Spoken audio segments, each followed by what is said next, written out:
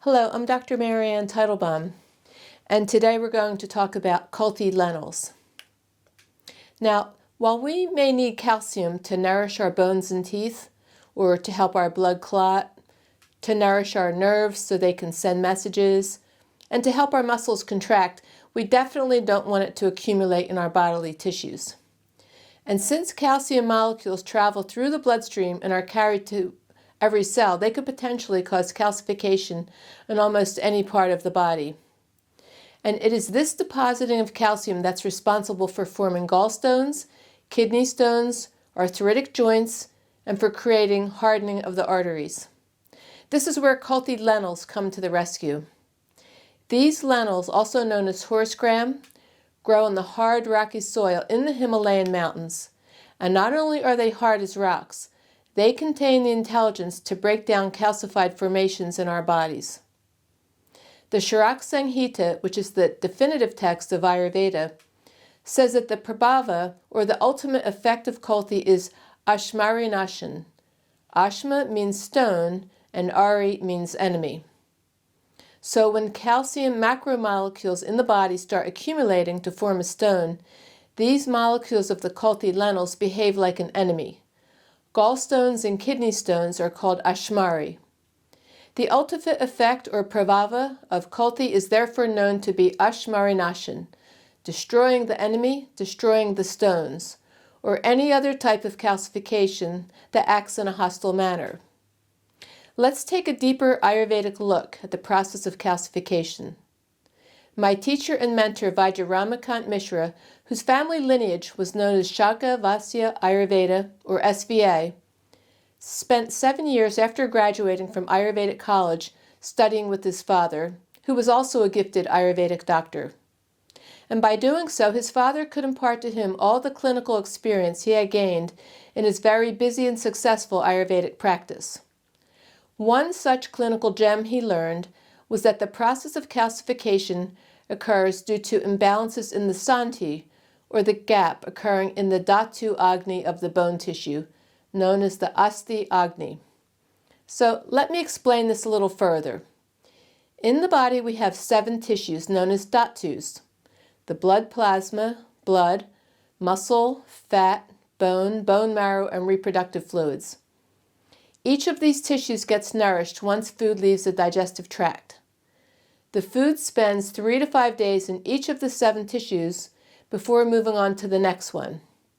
But each tissue actually transforms into the next tissue by way of the digestive fire, which occurs in the gap in between the 2 tissues.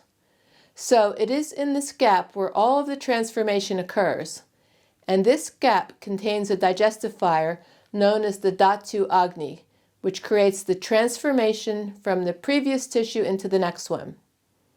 The name of the bone tissue is asti. Therefore, the asti agni is responsible for all the transformation that occurs within the bone tissue. This agni can be either too low, it could be too high, or variable, which means it could sometimes be low or sometimes high.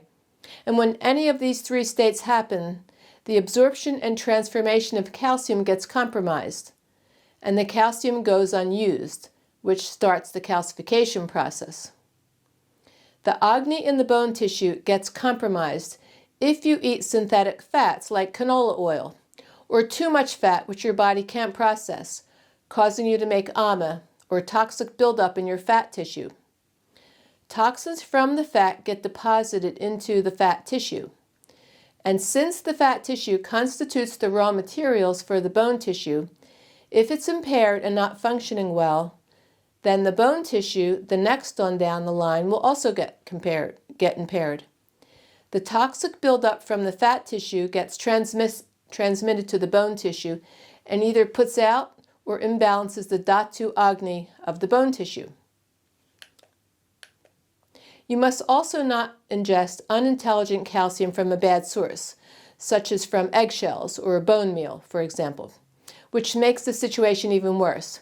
If your asti agni is already impaired and you're also ingesting bad calcium that is getting deposited into your bone tissue, you're supporting further calcification problems. To add to all of this, garvisha, or the xenobiotics from pesticides, industrial pollutants, house cleaning products, preservatives in the diet, and heavy metals, as well as amavisha, which is food from only partially digested and fermented into an acidic toxin in the digestive tract. These two types of toxins can fuse with the unused calcium in your body and form virulent toxic crystals.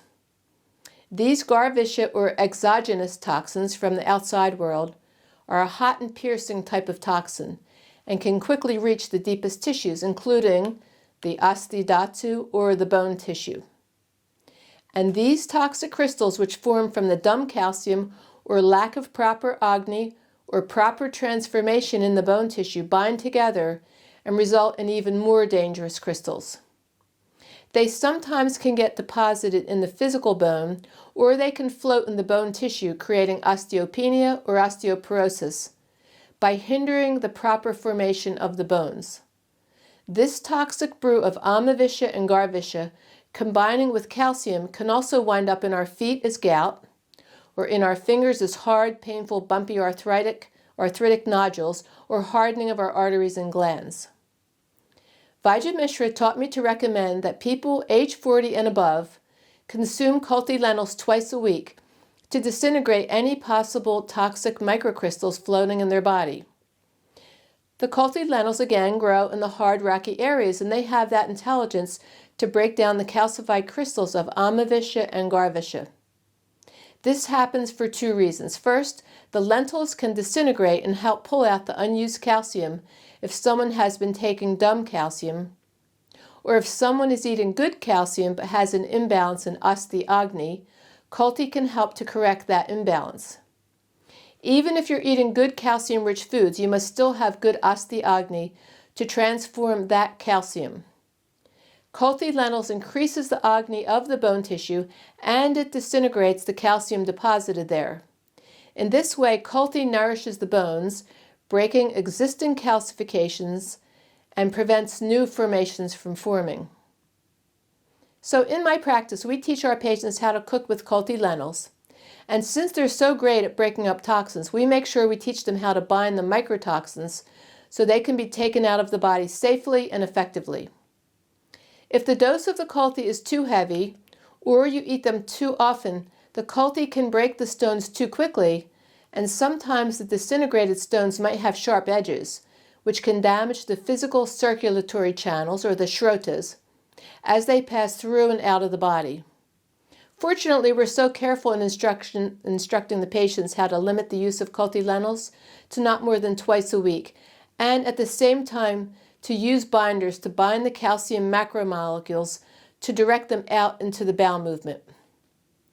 By using these amazing stone breakers, or Kulthi lentils, I have successfully shown our patients how to break down their kidney stones, gallstones, and to even reverse hardening of the arteries.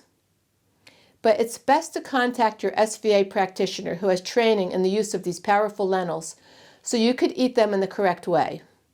Since they are so powerful, it's best to cook 50% Kulthi with 50% mung or masoor, the red lentils, along with spices. Combining Kulthi with other lentils is a samyog, or an intelligent combination, that minimizes the potential to overheat the bone tissue, or the dhatu.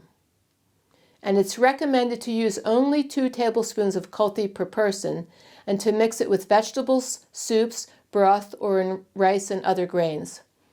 And consume it only twice a week to be on the safe side. So this is yet another powerful tool taught to me by Vijay Mishra to help people prevent the negative side effects which come from taking unintelligent calcium combined with eating an unhealthy diet. Now you know you have some help if you've been diagnosed with kidney stones, gallstones, hardening of the arteries, gout, or arthritis. But again, it's best if you contact an SVA practitioner to make sure you know the best way to treat these conditions so that you can be monitored as you gently and effectively take out these dangerous toxins. Thank you.